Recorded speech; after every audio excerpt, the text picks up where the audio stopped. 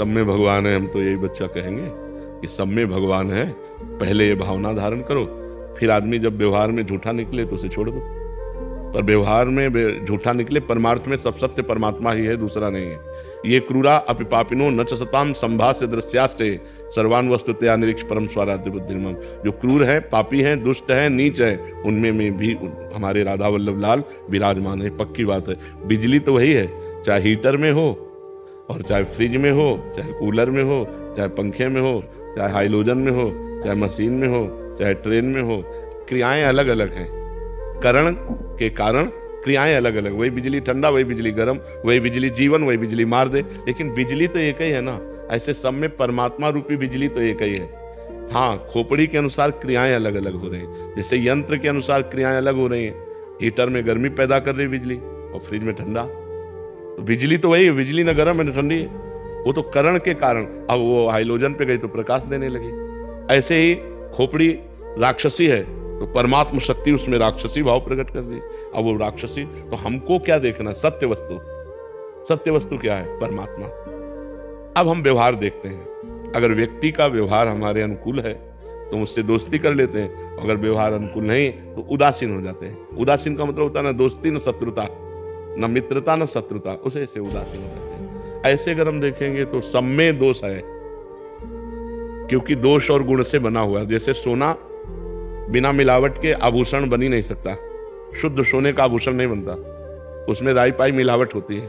बिना मिलावट के वो कंगन और बाला झाला नहीं बन सकता, उसमें मिलावट होगी। नहीं कहते बोले 22 है सोना, हाँ 22 नहीं, इसमें 20 है, इसमें 18 है, मतलब 18 और 24 इतना बीच में मिलावट हो गई। बोले 20 है तो 20 और 24 इतना मिलावट हो गई। 22 है, बोले 2% मिलावट है। बिना मिलावट के बन ही नहीं सकता। ऐसे मिलावट से सब बना हुआ है, कुछ पाप और कुछ पुण्य। उसी से शरीर की रचना है। तो जब शरीर की रचना है तो हमसे कुछ पाप होंगे, कुछ पुण्य होंगे। तो हम ये देख ले, जड़ चेतन गुण दोष में विश्व कीन करतार, संत हंस गुण गाहे पे परिहरि बार विकार। जैसे दूध पानी मिला के रख दो तो हंस केवल दूध पी लेगा, पानी छोड़ देगा। ऐसे ही किसी के दोष मत पकड़ो, गुण गुण लेते चले जाओ। तो कोई भी ऐसा नहीं संसार में जिसमें गुण ना हो। गुण और दोष दोनों में स्थित है। भाई किसी में 90% गुण है तो 10% दोष है, किसी में 90% दोष है और 10% गुण है। ऐसी रचना है। तो हमें क्या, 100% तो केवल भगवान या भगवान को प्राप्त महापुरुष, प्योर 100% निर्दोष जो भगवान को प्राप्त हो गए हैं, या भगवान नहीं तो मिलावट है भैया। कहीं ना कहीं दोष है और गुण है। और अगर हम ऐसे देखेंगे तो चराचर जगत में गुण दोष है। तो हम क्या करें? गुण ग्रहण कर लें, दोषों का त्याग कर दें। सब में भगवान है, ऐसी भावना करें। कपिल जी अजमेर से। राधे राधे महाराज जी। महाराज जी, भगवान का आश्रय लेकर कार्य करते हैं तो भगवान का आश्रय में तन्मयता होने लगती है और कर्तव्य कर्मों में अरुचि सी होने लग जाती है। केवल श्री हरि में ही तन्मय होने की ललक रहती है। हाँ, अच्छी बात है, पर ऐसा नहीं। अगर ऐसा होता तो चक्रवर्ती सम्राट अम्बरीश का राजकाज कैसे चलता? ऐसा होता तो बड़े बड़े भक्त व्यापारी रहे हैं, बड़े बड़े काम किए हैं। हमको ये चाहिए कि भगवान का सुमिरन, भगवान का आश्रय करते हुए कार्य को सम्यक रूप से करें, इतनी भी त्रुटि न होने पावे, तभी तो भगवान की भक्ति का प्रभाव माना जाएगा। अगर ऐसा हो कि भगवान की भक्ति सब कार्य रुकवा देती तो फिर भगवान को कैसे प्राप्त कर पाएगा और वो व्यवहार कैसे कर पाएगा? ऐसा नहीं। अभी आप में कमी हो रही है। भगवान का चिंतन करते हुए हम बहुत अच्छे हर कार्य कर सकते हैं। तो ऐसा कैसे आप निर्णय किए कि भगवान में तन्मय हो जाता और कार्य छूट जाता है? ऐसा नहीं है। ऐसी परिस्थिति, कर्म करते हैं तो फिर कर्म में तन्मयता हो जाती है, भगवान का आश्रय छूट जाता है। भगवान का आश्रय का मतलब है, जैसे आप शरीर को कभी ध्यान करते हो क्या? शरीर का कभी ध्यान नहीं करते हो? कभी भूलते हो क्या? नहीं भी। बस यही आश्रय है। हम किनके हैं? श्री हरि के हैं, हम प्रियाजू के हैं, हम प्रभु के हैं। और खूब कार्य कर रहे हैं बढ़िया मन लगा के, और उस कार्य को प्रभु को अर्पित कर देते हैं। 4 घंटे 6 घंटे 8 घंटे ड्यूटी की, हाथ जोड़ा है प्रभु, 8 घंटे से जो कार्य हो रहा था वो आपका ही है प्रभु, ये पूजा स्वीकार करो। ऐसे ऐसे गृहस्थी में चला जाता है। अब आप ऐसा कि हम हरि में तन्मय हो गए तो फिर कार्य, मुझे तो ऐसा कम ठीक लगता है। कार्य को हरि का मान करके करें और उसे अच्छी प्रकार से करें, 100% कोई त्रुटि नहीं होनी चाहिए, और उसे पूरा प्रभु को समर्पित कर दें, पूजा हो गई। जैसे हम रसोई बना रहे हैं तो पूरे विवेक पूर्वक अगर नमक नहीं पड़ा तो कैसे प्रभु को भोग सुंदर लगा पाएंगे। हर कार्य हम प्रभु के लिए कर रहे हैं, हम ड्यूटी प्रभु के लिए कर रहे हैं, व्यापार प्रभु के लिए कर रहे हैं, किसानी प्रभु के लिए कर रहे हैं। एक होता है अपने लिए करना और एक होता है प्रभु के लिए करना। भक्त प्रभु के लिए करता है, तो जो प्रभु के लिए कार्य किया जाता है तो और सजाकर अच्छी प्रकार किया जाता है। तो अच्छी प्रकार से जो भी कार्य करो अच्छी प्रकार से करो और उस कार्य को भगवान को समर्पित कर दो और बीच बीच में राधा राधा सुमिरन करते रहो। ठीक है ना राहुल जी? राधे राधे भगवान श्री। राधे राधे महाराज जी। महाराज जी, आजकल के बच्चे में नशे और गंदी आदतें बढ़ रही हैं, तो उनको रोकने के लिए हम कैसे और क्या प्रयास कर सकते हैं? हम तो सबसे प्रार्थना यही कहते हैं कि अपने अपने बच्चों को अगर समझाना शुरू करें, उनसे मित्रवत व्यवहार करें और उनके पास बैठें, उनके मोबाइल को चेक करें, उनकी मानसिकता को चेक करें और जहां उनको त्रुटि हो रही उनको हम समझाने की चेष्टा करें कि आप गलत चल रहे हो, आप सुधार करो, हम आपका सुंदर ब्याह करा देंगे, हम सुंदर व्यवस्था आपकी कर देंगे, लेकिन आपको ऐसे गलत आचरण नहीं करने चाहिए। क्योंकि समझाने से अब समझ कम आएगी। अगर बच्चापन से बालक को समझाया जाए, उसे अध्यात्म में जोड़ा जाए तो शायद गंदी बातें हो ही ना। पर बच्चापन से तो मोबाइल पकड़ा दिया जाता है। छोटे छोटे बच्चे मोबाइल के कारण बहुत बिगड़ गए हैं। गेम खेलना, रीलें देखना, हस्तमैथुन करना, गंदी बातें करना बहुत बहुत बहुत है। बहुत बच्चों के जीवन नष्ट हो रहे हैं। जवान जवान बच्चे इंजेक्शन लगा करके वो जहर ले रहे हैं, नशा ले रहे हैं, और बॉयफ्रेंड गर्लफ्रेंड सब गंदी बातें हो रही हैं। तो हमें लगता है माता पिता बच्चों को अगर क्लास लें एकांत में, उनसे मित्रता पूर्वक और धीरे धीरे उनके दुर्गुणों को उनको समझाएं कि इससे तुम्हारी हानि हो जाएगी, तुम्हारा जीवन नष्ट हो सकता है, इसमें तुम फंस सकते हो, तो बचाया जा सकता है। और अध्यात्म के बिना किसी के जीवन को पवित्र नहीं किया जा सकता। अध्यात्म ज्ञान ही सबके जीवन को पवित्र। आजकल माता पिता अध्यात्म में नहीं तो बेटों को कैसे अध्यात्म में लगा देंगे।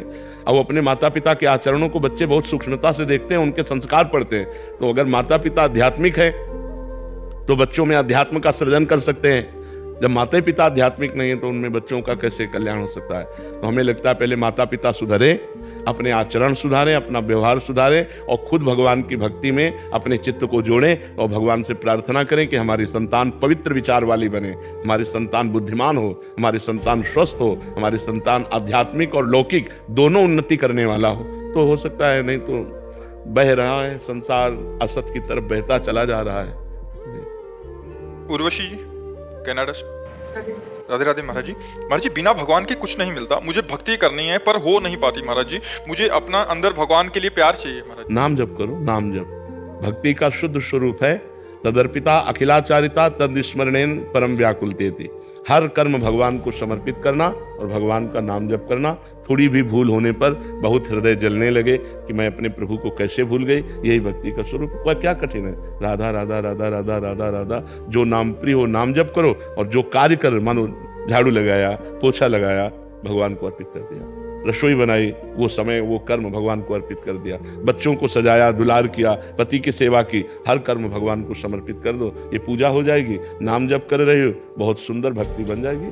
इसमें कोई कठिनता थोड़ी है। प्रातः काल से उठकर अपने परिवार की सेवा करो, उसी को पूजा मान लो। बस नाम जप करते रहो, नाम जप साथ में है और जो भी कर्म आप कर रहे हो वो सब पूजा है, उसी से भगवान की प्राप्ति हो जाएगी। पुनीत जी बुलंदशहर से। राधा वल्लभ श्री हरिवंश। श्री हरिवंश महाराज जी। महाराज जी, मैं नाम मात्र का शरणागत हूँ, भाव चेष्टा आचरण पूर्णतः शरणागत वाले नहीं है महाराज जी। असमर्थ हो रहा हूँ महाराज जी। भगवान का आश्रय लिए हो और ये बात अंदर है तो आप अच्छे शरणागत हो जाओगे।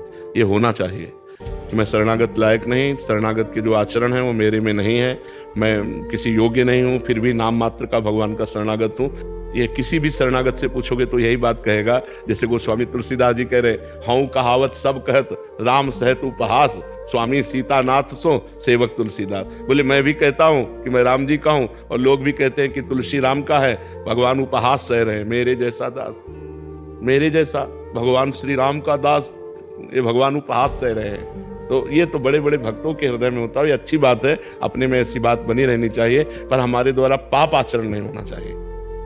ये हमको जरूर ध्यान रखना चाहिए कि पाप आचरण की तरफ जब हमारा मन जाए तो हमको भगवान से रो रो कर पुकारना चाहिए कि बचा लो मुझे, आपका कहला करो मैं ऐसी गंदी बात करूं, प्रभु बचा लो मुझे।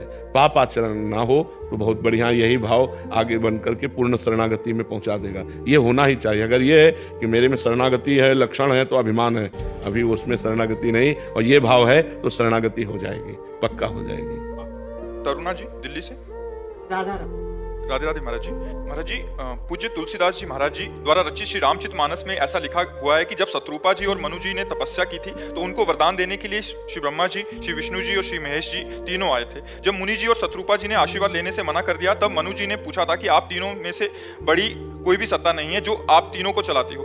तो महाराज जी तब ब्रह्मा जी, विष्णु जी, महेश जी ने कहा था हाँ बोला था। इस जवाब को सुनकर उस परम शक्ति को पाने के लिए उन्होंने फिर से तपस्या शुरू कर दी। तो महाराज जी क्या वो परम शक्ति प्रभु राम जी थे? हाँ, भगवान के एक अंश से ही त्रिगुणात्मक भगवान का स्वरूप प्रकट हुआ है, जो त्रिगुणात्मक माया का संचालन करने के लिए रजोगुण ब्रह्मा, शतोगुण विष्णु, तमोगुण भगवान शिव, ये 3 गुणों का विकास हुआ। रजोगुण सृजन, सतोगुण पालन, तमोगुण विनाश। लेकिन इन तीनों से परे जो अवतारी हैं, जो सबके अंशी हैं, वही भगवान श्री राम हैं, वही भगवान श्री कृष्ण हैं। ये अंश रूप में तीनों देवता अपना अपना कार्य करते हैं, ब्रह्मा, विष्णु और महेश। जब उन्होंने इनको स्वीकार नहीं किया, इनसे कोई वरदान नहीं चाहा, तब जब भगवान प्रकट हुए तब कहा मैं आप जैसा पुत्र चाहता हूँ। तो कहा मेरे जैसा तो मैं ही हूँ। भगवान ने उत्तर भी दिया कि मेरे जैसा तो सिर्फ मैं हूं, तो मैं ही तुम्हारा पुत्र बनकर प्रकट होऊंगा। तो वही अरूप, वही निराकार, विप्रधेनु सुर संत हित लीन मनुज अवतार, वही निराकार आकार धारण करता है, वही अरूप रूप धारण करता है और बाल स्वरूप होकर के कौशल्या जी की गोद में जो समस्त सृजनकर्ताओं का सृजन करता है वो प्रभु है, वो सच्चिदानंद भगवान राम है, वो सच्चिदानंद भगवान श्री कृष्ण है। राहुल शर्मा जी। राधे राधे बोलो। राधे राधे महाराज जी। गुरुदेव भगवान, ईश्वर क्या है, जीव क्या है, प्रकृति क्या है, दृश्य जगत क्या है? ईश्वर जो संपूर्ण चराचर का स्वामी है, जो प्रकृति और पुरुष दोनों को अपने शासन में लिए हुए है। पुरुष सबके अंदर बैठा हुआ आत्म तत्व, प्रकृति अष्टधा प्रकृति, आकाश, वायु, जल, अग्नि, पृथ्वी, मन, बुद्धि, अहंकार, कितने हुए? 8। ये अष्टधा प्रकृति का जो संचालन करता है, जो परा प्रकृति जीव, इसका भी जो स्वामी है, अंशी है। भगवान ने कहा ना ममैवांशो, वो ईश्वर जो उत्पत्तिम च विनाशम च भूतानामा गतिम गतिम वेत्ति विद्याम अविद्याम च षष्ठारो ईश्वर इति, जो उत्पत्ति करता है, जो विनाश करता है, जो गति और अगति का निर्णय करता है, जो विद्या और अविद्या की सृष्टि की, वो ईश्वर है जो सबका मालिक है, वो एक है। अब दूसरा जीव क्या है? उसी ईश्वर का एक अंश है। उसी ईश्वर ने जब एको हम बहुत श्यामा, मैं एक बहुत हो जाऊं इच्छा की, तो वो चराचर जगत रूप में जड़ चेतन के रूप में प्रकाशित हो गया। स्त्री पुरुष सब नाना, तो जितना 84 लाख योनियां, वो स्वयं भगवान अपने अंश से विकास को प्राप्त हो गए। उनका संकल्प एको हम, मैं एक, वही ईश्वर, बहुत श्यामा, बहुत रूपों में हो जाऊं, सब चराचर जगत ईश्वर ने प्रकट कर दिया। ये जीव और प्रकृति, जिससे अपने को विस्तार में किया, उसे माया कहते हैं। अपने को विस्तारित करना, वो भगवान की जो इच्छा शक्ति है, उसे माया कहते हैं। भगवान जो ईश्वर है, उत्पत्ति विनाश, गति अगति, विद्या अविद्या, सबका स्वामी है, और प्रकृति और पुरुष दोनों का शासन करता है। और जो जीव, वो उस ईश्वर का अंश है। माया प्रकृति, जो जिसके द्वारा ये विस्तार होकर के ये सब क्रियाएं हो रही हैं। सतोगुण, रजोगुण, तमोगुण, 3 गुणों से कहीं अच्छी क्रिया, कहीं बुरी क्रिया, कहीं मंदी क्रिया, ये सब क्रियाएं हो रही, ये माया भगवान की। तो ईश्वर, जीव और प्रकृति, प्रकृति को ही माया कहते हैं। समझ पाया? अभिषेक दीक्षित जी। राधा वल्लभ श्री हरिवंश। श्री हरिवंश महाराज जी। महाराज जी, आपने एक सत्संग में बताया था कि ये जीव कहना चाह रहे हैं कि जीव प्रभु के साथ ही थे और हमारे अलग रहने या खेलने की चाह उत्पन्न हुई जो हमें इस धरती पर ले आई। तो महाराज जी, अगर हम भक्ति करके श्री जी के पास वापस चले जाएं तो क्या ये अलग रहने की चाह वापस उत्पन्न? दो प्रकार से श्री जी के पास जाया जाता है। एक होता है जैसे तरंग समुद्र में लीन हो गई, अब अस्तित्व ही नहीं रहा, ढूंढ नहीं सकते उस तरंग को, वो समुद्र रूप हो गई।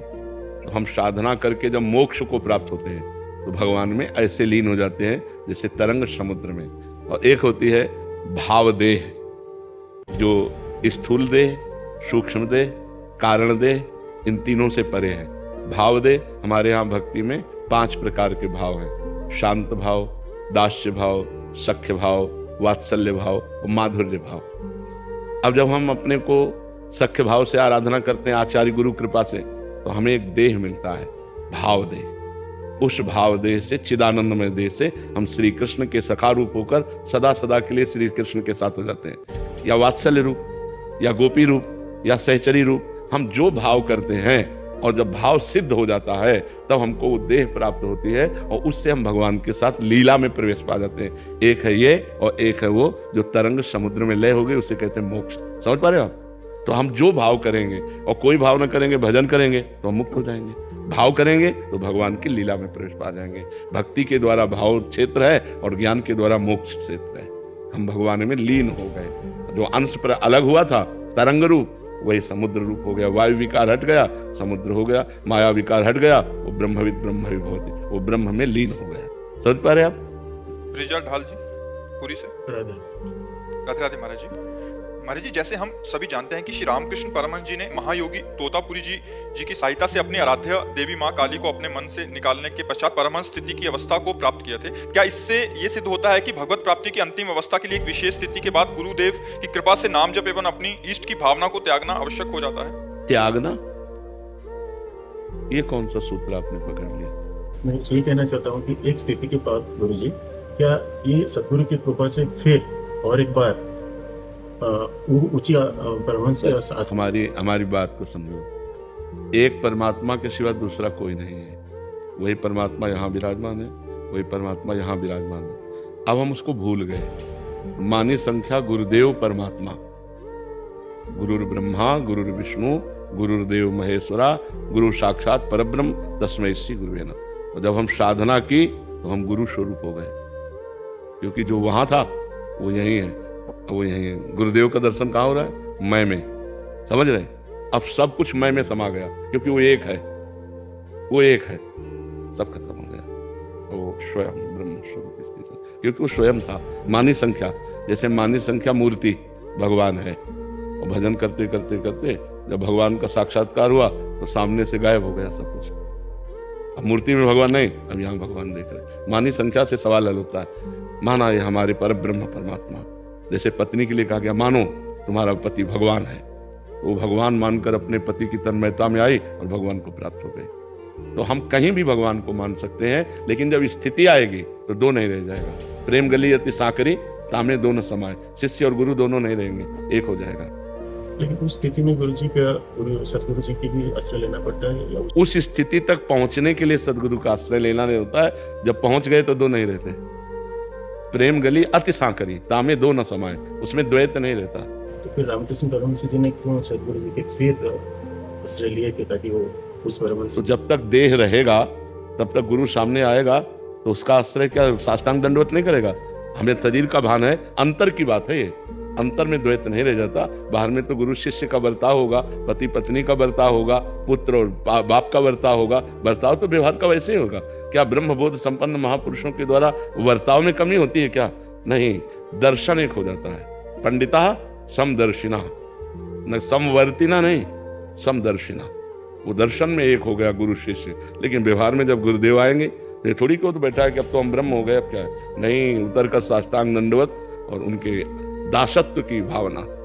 द्वैत इतना भी नहीं है, इतना भी अंतर नहीं रह गया, लेकिन व्यवहार में वो ऐसे ही होगा। जैसे स्वयं पर ब्रह्म परमात्मा भगवान जब व्यवहार में अवतार लेते हैं राम जी, तो गुरु जी के आगे, वशिष्ठ जी के आगे कैसे बैठते हैं? विश्वामित्र जी के आगे कैसे बैठते हैं? हाथ जोड़कर बैठते हैं, उनकी आज्ञा का पालन करते हैं। जबकि उन्हीं की श्वासों से वेदों का प्रादुर्भाव हुआ और वेदों का आदर करने से ही कोई ब्रह्म ऋषि बना। तो भगवान स्वयं उन ब्रह्म ऋषियों के सामने कैसे बैठते हैं? तो ये व्यवहार है, ये व्यवहार है, तत्व में अंतर नहीं होता। वो स्थिति जब आती है तो उसमें द्वैत नहीं रह जाता, दो नहीं रह जाते। दो ना रहते हुए भी अब माँ काली से बात कर रहे हैं, व्यवहार कर रहे हैं, माँ और पुत्र, द्वैत दिखाई दे रहा है, लेकिन वो इसमें नहीं, वो अपनी आत्मा से ही बात कर रहे हैं। माँ काली स्वयं उनकी आत्मा है, द्वैत है ही नहीं, दो है ही नहीं। पर जब तक उस स्थिति को हम पहुंचेंगे नहीं, तब तक तर्क के द्वारा इसको हम नहीं समझ सकते। वो स्थिति के द्वारा समझा जाता है। तर्क के द्वारा हम कैसे समझ सकते हैं कि जब माँ है और वो बेटा भाव से बात कर रहे तो द्वैत तो है ही है? नहीं, माँ और बेटे का बर्ताव होते हुए भी द्वैत नहीं है, वो अद्वैत स्थिति ही होती है। अब उस स्थिति को जान जाओ तो तुम ब्रह्मबोध संपन्न महापुरुष हो गए कि नहीं हो गए? विद्यार्थी कभी टीचर की स्थिति को जान सकता है क्या? वो टीचर की योग्यता प्राप्त करे तब जान पाएगा कि हमारा टीचर कितना ग्रेजुएट है। विद्यार्थी तो अपने विषय को देखे कि हम कहाँ पढ़ रहे हैं, हमको कहाँ पहुंचना है, वो रास्ता तय करे तो ज्यादा अच्छा रहेगा। जी सीमा जी गुरुग्राम से। श्री हरिवंश महाराज जी। महाराज जी, देव भाव मतलब मैं स्त्री हूँ या मैं पुरुष हूँ को खत्म करने का उत्तम तरीका क्या है? भगवान का नाम जप करते हुए, शास्त्रों का स्वाध्याय करते हुए गुरुजनों की शरण में हो जाए। जब तक गुरुजनों की शरण में नहीं होगा तब तक देहाभिमान नष्ट नहीं होता। तिनकी संगति रहत जाति कुल मद समनंसई, संतत सेवक सदा भजत जय श्री हरिवंशई। भगवत प्रेमी महात्माओं को गुरु स्वरूप बनाकर उनकी आज्ञा के अनुसार साधना की जाए और साधना का अहंकार न हो, क्योंकि गुरुदेव की कृपा से साधना हो रही। वो साधना जिस समय हमारे मन को निर्मल कर देगी, तो जैसे साफ शीशा में अपना प्रतिबिंब दिखाई देने लगता है, ऐसे ही स्वच्छ अंतःकरण में शुद्ध ज्ञान का जागरण होता है। और जब ज्ञान जागृत होगा तो अज्ञान नष्ट हो जाएगा। मैं देह हूं, ये भाव नष्ट हो जाएगा। भाव नष्ट होने पर भी देह का व्यवहार वैसे ही होगा जैसे एक अज्ञानी पुरुष से होता है कि मेरी माँ, मेरा पिता, मेरा भाई, मेरा परिवार, ऐसे ही, लेकिन उसका राग कहीं नहीं। व्यवहार सम्यक रूप से वैसा करता हुआ भी, अब देखो जनक जी महाराज परम ज्ञानी महापुरुष हैं, लेकिन उनका व्यवहार कैसा हो रहा है? वैसे हो रहा है। जहां राजा की तरीके तो राजा के तरीके, पिता का तरीका तो पिता की तरह, जहां जैसा जरूरत है वैसा व्यवहार कर रहे हैं। और ज्ञानी इतने हैं कि श्री सुखदेव जी के गुरु हैं। श्री सुखदेव जी के गुरु हैं जनक, योगीराज विदेहराज जनक। तो ज्ञान जब हो जाता है तब देह से विदेह होता है, और वो ज्ञान होता है गुरु कृपा से। और गुरु कृपा होती है साधना। जो गुरुदेव हमें साधना बता दें उसके अनुसार हम नियम पूर्वक चले, पापाचरण का त्याग करके, तो हमारा हृदय पवित्र होगा। पवित्र हृदय में ज्ञान प्रकट होता है, और ज्ञान जब अज्ञान का नाश कर देता है तो देह भाव नष्ट हो जाता है। प्रेरणा सिंह जी। राधे राधे महाराज जी। महाराज जी, आप कह रहे हैं कि आप एक प्रशासनिक अधिकारी हैं, कह रहे हैं कि एक अच्छे कुशल प्रशासनिक अधिकारी और एक माँ, दोनों में सामंजस्य कैसे बिठाएं और कैसे सफल हों इस उसमें? जब आप अपने पद पे हैं तो उस समय मां नहीं है, किसका प्रश्न है? हाँ, जब आप अपने पद पे हैं तो उस समय मां नहीं है। अगर उस समय आपका पुत्र भी दोषी है तो आपका निर्णय ठीक ऐसे करना जैसे दोषी के साथ करना है। जब आप अपने घर में तो फिर अधिकारी नहीं है, उस समय आप मां हैं। दोनों को देखना है। और पद का निर्णय करने के लिए प्रलोभन और भय, हम सबको ये शिक्षा देते हैं, चाहे किसी भी डिपार्टमेंट में हो। अगर प्रलोभन और भय इन दो को त्याग करके अपने पद का पालन करे तो भगवान की बहुत सुंदर पूजा बन जाएगी। प्रलोभन, रुपए का घूस आदि लेना, भय किसी बड़े अधिकारी या बड़े नेता का दबाव होकर के निर्दोष को दंड दे देना, दोषी को मुक्त कर देना, ये हमारी बहुत बड़ी हानि हो जाएगी। न किसी का दबाव और न कोई प्रलोभन, पद रहे या ना रहे। अगर हम पद में हैं तो हम ठीक निर्णय करेंगे, नहीं भले इस्तीफा दे के हमें घर बैठना पड़े, हम पाप कर्म नहीं करेंगे, हम घूस का धन नहीं लेंगे, हम अपराधी को मुक्त नहीं होने देंगे और निरपराध को दंड नहीं देंगे। अगर अपराधी है तो हम पुत्र को भी दंड देने के लिए तैयार हैं। अगर निरपराध है तो चाहे वो शत्रु हो, उसे हम सम्मान पूर्वक मुक्त कर देंगे। ये पद का प्रयोग जब आप पद में बैठी हो और जब घर में है तो एक माँ है, फिर आपको पूरा लाड़ प्यार अपने बच्चे को देना चाहिए। चंद्रिका शर्मा जी, द्वारिका से। राधे राधे महाराज जी। महाराज जी, किसी भी मुश्किल परिस्थिति में विपरीत विचार आते हैं, अच्छे विचार चाहते हुए भी नहीं आते महाराज जी। क्योंकि भजन नहीं है भाई, हमारे अंदर वो वस्तु नहीं है जो हमें पॉजिटिव ला दे। अगर पॉजिटिव आ गया तो फिर विपत्ति किस बात की? हर विपत्ति में पॉजिटिव विचार आ जाना ये भगवान की कृपा से होता है। हर विपत्ति हमारे मंगल के लिए आती है, हमारे अमंगल का नाश करने वाली होती है। तो हमें चाहिए कि नाम जप करें, भगवान की लीला कथा सुने, भक्तों के चरित्र सुने, जिससे हमारा हृदय पवित्र हो, हमारे अंदर नाम रूपी खजाना एकत्रित हो, तो हमारे पॉजिटिव विचार हो जाए। अभी जो हम आपको अपनी बात बता रहे हैं ये पॉजिटिव विचार की तो है। पॉजिटिव विचार के कारण हम थमे हुए हैं। जैसे एकदम बाढ़ आ जाए और उसका तट उसको रोके हुए, तो ऐसे बाढ़ आ गई है कष्ट की, पर विचार रूपी तट रोके हुए। बड़ी कृपा है, लाडली जी की अपार कृपा है। हर बार यह बड़ी कृपा है, बड़ी कृपा है। कष्ट के समय भी राधा राधा राधा, तो कष्ट समझ में ही नहीं आता। अब भगवान से जुड़े नहीं, नाम जब कर नहीं रहे, अध्यात्म का ज्ञान है नहीं, तब तो माया पीस ही देगी, फिर तो पीस देगी। देखो ना क्या क्या हाल हो रहे हैं। एक एक इंच जमीन के लिए भाई भाई का खून कर रहा है, अपनी वासना के लिए पत्नी पति का खून कर रही, पति पत्नी का खून कर। ये क्या हो रहा है? ये क्या हो रहा है? ज्ञान नहीं है, अध्यात्म विहीन है, राक्षसी भाव जागृत हो रहा है और वो नष्ट होते चले जा रहे हैं। हमारे समाज में ये जो जितनी गंदी बातें हो रही हैं, क्राइम हो रहे हैं, उनका कारण अज्ञान ही तो है। अगर अज्ञान नष्ट हो जाए, अरे यार भाई है, एक इंच जमीन क्या, एक बीता से ले जा यार, छोटा या बड़ा खा पी जा, मेरा भाई तो है। और जब मुझे पति मिल गया मेरे कर्मों के अनुसार, तो तो मुझे दूसरे पुरुष की तरफ झांकने की जरूरत क्या है? जैसा भी हमारे कर्म थे, हमारा पति मिल गया, उसी को भगवान मान करके उसका सेवन करो। अपनी अर्धांगिनी, अपना दिल है, अपना हृदय पत्नी, जैसा हमारे प्रारब्ध में थी वैसी मिल गई। अब दोनों हम भावों का ऐसा सामंजस्य बैठा लें कि एक दूसरे को प्यार करते हुए जीवन व्यतीत करें, ये तो है बुद्धिमानी। तो इसलिए बहुत अध्यात्म की जरूरत है हमें कंट्रोल करने के लिए। जैसे हम जीने के लिए श्वास की जरूरत है, प्राणों के पोषण के लिए अन्न की जरूरत है, ऐसे हमें जिंदगी सही बिताने के लिए ज्ञान की जरूरत है। अगर हमारा ज्ञान ना हुआ तो 5 मिनट में ऐसा कर्म बन जाएगा कि पूरे जीवन जेल भोगना पड़ेगा। तो हमें अपने जीवन जीने के लिए ज्ञान की जरूरत है, जो हम अपने इंद्रियों पर कंट्रोल कर सकें, अपने मन पर कंट्रोल कर सकें और हम पॉजिटिव विचार वाले बने। वो नाम जप और सत्संग, सत्संग के द्वारा ज्ञान प्राप्त करो और सही आचरण करो तो जीवन आनंदमय हो जाएगा। नहीं तो जरा सी गुस्सा की, एक को मार दिया, वो तो मर गया, तुम पूरे आजीवन जेल या फांसी की सजा। कितना मतलब सोचो, हमारी छोटी छोटी गलतियों हमारे समाज का होगा क्या? जब ज्ञान नहीं होगा तो राक्षसी भाव होगा, पशुता होगा, हिंसा होगा। ये बहुत, अब देखो हमारे चींटी काटे तो कैसा लगता है ना कि हमारे काट रहे। अब वो किसी लड़की को गायब करके ले जाते हैं, हिंसा कर देते हैं, मार देते। अब ये राक्षसी बुद्धि है कि नहीं बुद्धि? तो हम यही कह रहे हैं कि सबको ज्ञान की जरूरत है, सबको अध्यात्म की जरूरत है। अगर अध्यात्मवान बनोगे तो एक आनंदमय जीवन होगा, दूसरों को सुख देने की भावना आएगी। अब किसी का कान नोच के ले जा रहे हैं, किसी के गले से नोच के ले जा रहे हैं। अब ये नौजवानों की ये हरकत है जिसमें हम दूसरों को सुख दे सके अपनी जवानी अपने बल के द्वारा। तो अब ये हो रहा है, शराब पी रहे हैं, मांस खा रहे हैं, गंदे आचरण कर रहे हैं। ये राक्षसी भाव तभी अंत होगा जब हम अध्यात्म से जुड़ेंगे, जब भगवान से जुड़ेंगे, जब नाम जप करेंगे, अच्छे आचरण करेंगे तो हम खुद सुखी रहेंगे और दूसरों को सुख देंगे। पॉजिटिव विचारों के लिए भगवान का नाम जप और सत्संग अत्यंत अनिवार्य है। पर आप न्यायाधीश हैं, मुख्य न्यायाधीश मध्य प्रदेश सरकार के, वहां क्या भी बस हमारी यही प्रार्थना है, धर्मो रक्षति रक्षिता। जो धर्म की रक्षा करता है धर्म उसकी रक्षा कर लेता है। मनुष्य जीवन का परम लक्ष्य है भगवदानंद। ये सब छूट जाएगा, आपका पद छूट जाएगा, आपका शरीर छूट जाएगा, आपका वैभव छूट जाएगा, आपका संबंध छूट जाएगा, सब यही छूट जाएगा। और वो कुछ समय के लिए है, ये सब कुछ समय के लिए है। लेकिन हमारा निरंतर आनंद बढ़ता रहे और हम पतित न हो, क्योंकि ये 70 वर्ष 80 वर्ष, उसमें भी 40-50 तो चले गए। अब कितने मिनट रह गए, कितने सेकंड रह गए हमें पता नहीं। और वो सेकंड ऐसा होता है जो सब विध्वंस कर देता है, सब छूट जाता है। इसके बाद आप जाएंगे, आपका नाश नहीं होता, आप अविनाशी हैं। ये शरीर और इस शरीर का नाटक जितना है वो यहीं रह जाता है। ये मायाकृत नाटक है। पति पत्नी पुत्र परिवार पद प्रतिष्ठा ये मायाकृत है, ये सच्चिदानंद नहीं है, ये त्रिकाल सत्य नहीं है, ये अनित्य है, ये नित्य नहीं है।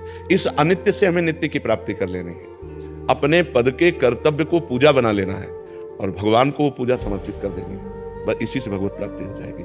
अर्जुन जी को कह रहे हैं युद्ध रूपी पूजा कर। गले काटना जब पूजा हो सकती है तो हम अपने न्याय को धर्म से युक्त करके दोषी को दंड देना ही है, ना किसी का भय और ना किसी का प्रलोभन हमको विचलित नहीं कर सकता है। और निर्दोष को बचाना ही है, पक्का बचाना है। कोई भय या कोई प्रलोभन मुझे हमारे न्याय से विचलित नहीं कर सकता। ये निष्ठा आपके अंदर बनी रहे और भगवान का नाम स्मरण, तो ये अनित्य क्रिया से नित्य सच्चिदानंद की प्रसन्नता प्राप्त हो गई। यही जीवन का परम लक्ष्य है। अपने अपने कर्तव्य कर्म के द्वारा यदि हम धर्म पूर्वक पूजा करें तो हमारा पूरा देश सुखी हो जाए। आज जहां हम अपने कर्तव्य से चित होकर भय या प्रलोभन के वशीभूत हो जाते हैं, वहीं हमारी हानि हो जाती है, वहीं हमें अशांति प्राप्त होती है, वहीं हमारे द्वारा ऐसे कृत्य हो जाते हैं जिससे हमारे समाज को पीड़ा पहुंचती है। ये समाज सब भगवत स्वरूप है। हमें अपने अपने अधिकार के अनुसार सेवा करने के लिए भगवान ने ये पद दिए हैं। तो बहुत निर्भय होकर और निर्लोभी बन करके अपने पद का पालन करो, यही भगवान की पूजा हो जाएगी। इसी से भगवान प्रसन्न हो जाएंगे और भगवान प्रसन्न हो गए तो सर्वमंगल। क्योंकि हम मनुष्य ही बनेंगे ऐसी गारंटी नहीं है। 83,99,999 योनियां और हैं। अगर हमसे चूक हो गई तो यहाँ का जिसके लिए हम चूक कर रहे हो तो सब यहीं रह जाना है। ये ऐसा देश है, बहुत भयावह देश है, मृत्यु लोक बहुत भयावह देश है। अब हम जितने जिन से प्यार कर रहे हैं सब छूट जाएंगे। जो जो हमने मेहनत करके कमाया वो सब छूट जाएगा। जितना शरीर को प्यार किया, राग किया, वो भी छूट जाएगा। यहाँ है क्या? किसी व्यक्ति को ऐसे देश भेजा जाए कि तुम खूब कमाओ और सब व्यवस्था करो, लेकिन जब वहां से निकाले जाओगे तो निर्वस्त्र करके निकाले जाओगे, तो कैसा भयावह देश है। ये शरीर रूपी वस्त्र भी छीन लिया जाता है, यहीं आग लगा दी जाती है, कुछ नहीं, केवल कर्म हमारे साथ जाता है। इसलिए हम एक ऐसा कर्म करें, महान कर्म करें, जिससे हमें अगर जन्म मिले तो फिर मनुष्य देह मिले, और ऐसे हम कर्म करें जिससे भगवान प्राप्त हो जाए, हमारा आवागमन मिट जाए, ये जब संसार का दुख मिट जाए। ये अगर संसार में आवे तो हम महान बन करके आवे, कर्म बंधन से युक्त नहीं, ईश्वर के द्वारा प्रेरित उनके पार्षद बनकर आवे और जगत मंगल करे, ये होना चाहिए। और इसी से हो जाएगा। कोई नई पूजा नहीं करनी। भगवान अगरबत्ती धूप बत्ती नहीं चाहते, भगवान तुम्हारी भावना चाहते हैं, बस दृढ़ निश्चय। अगर जैसे किसी निर्दोष को दंड विधान हो, उसका हृदय पीड़ित हो रहा है, अब वो जो कर्म बन रहा है, अब उससे बचना बड़ा भारी हो जाएगा। तो हमको सपोर्ट मिलता है कि हे भगवान, मैंने तो कुछ देखा नहीं, जैसा वकील प्रमाण देते हैं उसके अनुसार हम निर्णय करते हैं। भगवान हमारे निर्णय को आप देख लीजिएगा। नाथ, मेरा इसमें दोष नहीं, मेरे सामने जो प्रमाण है उन्हीं प्रमाणों के अनुसार हम आपकी प्रेरणा से निर्णय करते हैं। आप इसके जिम्मेदार हैं, हम जिम्मेदार नहीं। नाथ, अगर कहीं त्रुटि हो तो आप प्रेरणा करो और संभालो, तो हमारा जीवन निष्पाप होता चला जाएगा और हम महान भगवान को प्राप्त हो जाएंगे। सही मार्ग में चलने पर नारायण स्वामी नाम के एक महान जज हुए हैं, महान जज थे, और वो नारायण स्वामी हुए। उनके रोम रोम से भगवान का नाम कीर्तन चलता था। तो ऐसा नहीं है कि हमको भगवान की प्राप्ति के लिए कोई और वेश या कोई और क्रिया करनी पड़ेगी, इसी क्रिया से हो जाएगी। बस धर्म पूर्वक कीजिए और खूब नाम जप कीजिए। अभी पदवी से पहले ये आपका आशीर्वाद, अभी पदवी अपने बैठे नहीं है, तो उससे पहले आपका आशीर्वाद देने के लिए आए कि आप आशीर्वाद देके अब उस पदवी पे बिल्कुल बिल्कुल ये बैठे नहीं है। बिल्कुल ठीक है। और मुझे राम नाम की अखंड भक्ति का आशीर्वाद आप अपने मुझ से मेरे को आशीर्वाद ये दीजिए, मुझे राम नाम। खूब राम राम जपिए, खूब राम राम जपिए। डॉक्टर सौरभ भारद्वाज, गुरुग्राम से। राधे राधे महाराज जी। महाराज जी, कर्म एवं नाम जप में प्रधान क्या है? जब हम नाम जप करते हैं तो मन बोलता है कि जब सब कुछ भगवान कर रहे हैं तो कर्म की जरूरत ही क्या है महाराज जी? ऐसा तुम्हें बोध है सब कुछ भगवान कर रहे हैं? ऐसा तुम्हें बोध है? सुनते हुए बड़े सुनना एक अलग चीज है। जैसे तुम शरीर नहीं हो, ये सुना है ना, लेकिन तुम्हें बोध है नहीं है। शरीर की पीड़ा, शरीर का भूख प्यास, काम क्रोध लोभ मोह, ये सब व्याप्त है ना। ऐसे ही सब कुछ भगवान ने किया है। इसका अगर बोध हो जाए तो तुम ब्रह्म ऋषि हो जाओ, तुम महात्मा हो जाओ। तुम्हें कोई कर्म नहीं बांध सकता, लेकिन तुम्हें ये बोध नहीं है, इसलिए तुम्हें हर कर्म बांधेगा। तुम्हें दुख लगेगा, तुम्हें सुख लगेगा, तुम्हें पाप लगेगा, तुम्हें पुण्य लगेगा, तुम्हें नरक जाना पड़ेगा, तुम्हें स्वर्ग जाना पड़ेगा। जैसे ये बोध हो जाए। अब इसी बोध के लिए तो साधना की जाती है, ये केवल बातों से थोड़ी होता है। जब बोध हो गया कि सर्वम खलमिदम ब्रह्म, सब ब्रह्म है और वही करता है, वही भोगता है, मैं तो केवल निमित्त मात्र हूं, खत्म खेल हो गया। लेकिन इसका बोध नहीं है तो बात नहीं। जैसे आप डॉक्टरी कर रहे हो लेकिन आपके पास सर्टिफिकेट है नहीं है, बहुत बढ़िया आप डॉक्टरी कर रहे हो, लेकिन आपकी डॉक्टरी बंद हो जाएगी और आप अपराधी माने जाएंगे, क्योंकि आपके पास लाइसेंस नहीं है, आपके पास योग्यता नहीं है। ऐसे ये बहुत बड़ा सूत्र है कि सब कुछ भगवान है और सब कुछ भगवान करता है, ये अंतिम सूत्र है। और जब ये अनुभव हो जाता है तो वो जीवन मुक्त हो जाता है, सारे कर्म विध्वंस उसके हो जाते हैं। पर ये अनुभव करने के लिए साधना है। बिना साधना के ऐसे सुन के तो बहुत बातें हैं, सुन के बातों से, हलवा की हमने प्रक्रिया सुन ली तो हमारे क्या शरीर में पुष्टता आ जाएगी क्या? उसके लिए हमें हलवा बनाना पड़ेगा और हलवा खाना पड़ेगा और खा के पचाना पड़ेगा, तब हमारा शरीर स्वस्थ होगा। ऐसे ये ब्रह्म सूत्र है, सब कुछ करता धरता हरता एकमात्र भगवान है, भगवान के सिवा कुछ नहीं। अब इसका अनुभव तो करे, तो अनुभव करने के लिए साधना है। अब साधना है नहीं तो इसलिए फिर अपने योग्यता के अनुसार चलो। करता तुम हो तो पाप कर्म तुमसे न बनने पावे, भोगता तुम हो तो पाप आचरण को भोग मत भोगो। शराब मत पियो, मांस मत खाओ, पराई बहन बेटी एक तरफ गंदी दृष्टि मत करो, नाम जप करो, नहीं नरक जाओगे, दुर्गति हो जाएगी। हो रही ना, जलन होती है ना, सुख होता है ना, दुख होता है ना, नहीं होगा।